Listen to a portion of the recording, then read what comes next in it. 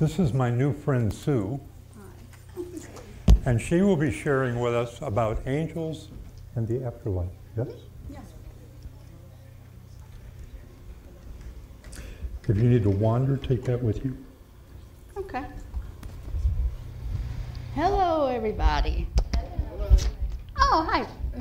All right. I wanted to talk to you about a couple things today. The most important one, they said, was to remember that you are part of Source. In all the near-death experience things I've seen, when people cross over, and my experience as a medium, there's so much love there. And that, yeah. When it was explained to me initially,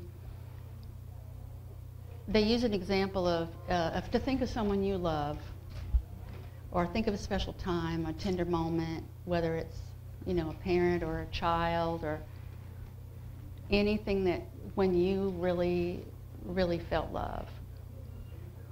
And then they said to magnify it, multiply it by like thousands. And that's how much we're loved right now, more than we can fathom. And, okay. Well, I don't have to feel it, thanks. Okay, that's it.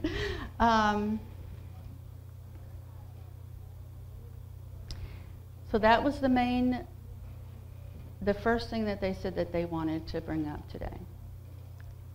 If you know that you are loved completely unconditionally, always, and that you are a part of Source, just as much as Wayne Dyer said, like, what a segment of orange was still a part of the orange, or a scoop of the water of the ocean is still the ocean. Are they in there? And with that, also, to know that you can tap into more power than you realize.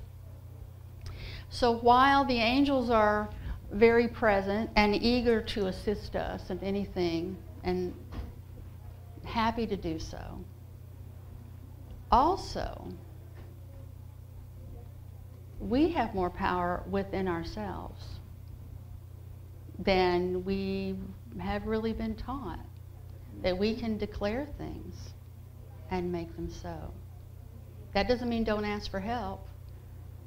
Why not have, you know, more power? But that's another thing that has been expressed that we don't realize. As far as the afterlife goes, often people have questions, especially, you know, if they've recently had someone pass, about what that experience is. And it varies a little bit, depending upon how someone crossed over. And one of the things I wanted to do was maybe even see if any of you have any particular questions. Because otherwise, so if you do, raise your hand if you have a question, if you have anything you want answered regarding it. Otherwise, I'll just carry on. One of the things that I have seen is how they have, and something that you might not be aware of. I mean, some of the things I could say, you'll be like, yeah, I've heard that, or whatever. That's awesome. So I've seen parties. I've seen celebrations like welcome home parties. I've seen, and they generally have a theme kind of according to the person and their personality. I've also seen where spirits can, I wouldn't say that they like only have one wish, you know, like a dream a genie, 3 wish in a bottle thing. But I've seen situations where people are able to go and visit someone that's a little bit more out of the ordinary. And okay, here's what I'm referring to. This gal's father passed away, and she had like the lucid dream kind of a thing. He passed like in the summer, and then on Christmas Eve night, when she was asleep, she had a dream, but she didn't think she was dreaming. That she woke up in the bed where she was, and her phone rang. So this was a long time ago. We used to have phones by the bed, you know, that were not plug in that way. Not cell phones anyway, right? And so she sat up on the side of her bed and she answered her phone, and then she heard her dad saying, ho, ho, ho, because he was kind of silly like that, and he was doing like a Merry Christmas. She's like, ho, ho, ho to you. She's like, because she's not realizing that he's not there yet, right? And so he was calling her on Christmas Eve to say Merry Christmas, basically. And then she said, oh, did Dad get his, oh, she says, oh, did Mom get her package yesterday? Because I mailed it kind of late. And then in the dream, as she's talking, then all of a sudden she remembers like, oh, he's not there. And when that happened, then the dream was over. And she woke up. And she even felt him like be like a little disappointed when she realized. But he called her on Christmas Eve to say Merry Christmas. It might have been Christmas Day. I don't remember, but it was really sweet. Yeah. She had some other experiences too that she shared, but I thought that was neat.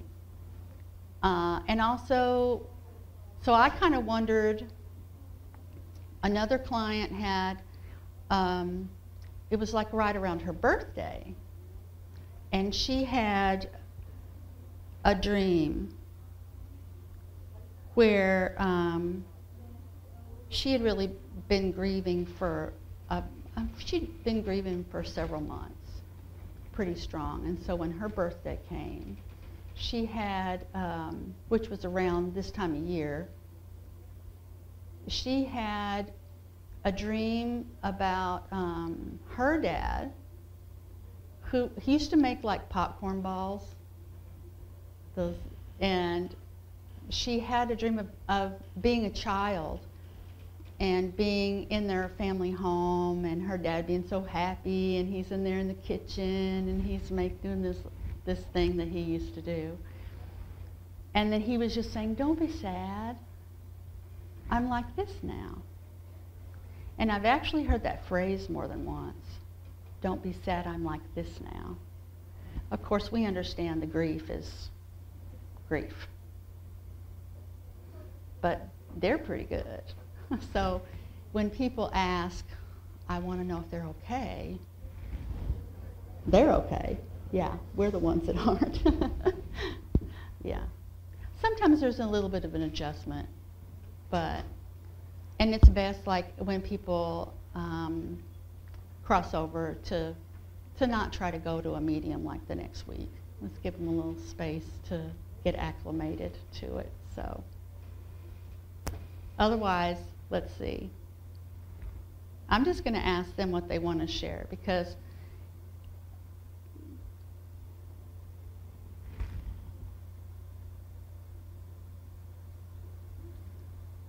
there's a YouTube channel called Next Level something or other, Next Level Soul or something like that. They have some interesting speakers on there, some of them which are related to near-death experiences and such. And I will share with you something that's a bit unusual. And that is how many angels that there are who have been created for your service. And that when I have talked to them, their response is that it is a joy and a pleasure to serve you. So as we continue on on our daily walk, that to not forget that we are never alone, that we have so much support, and to why not tap into that? And it can be about anything. And don't limit the angels or source like we are. Someone had asked me at one time, it's like, well, actually this was a sweet lady who was just like, I didn't want to bother God, he's kind of busy already. Like, come on, right? Don't put any limitations on anyone.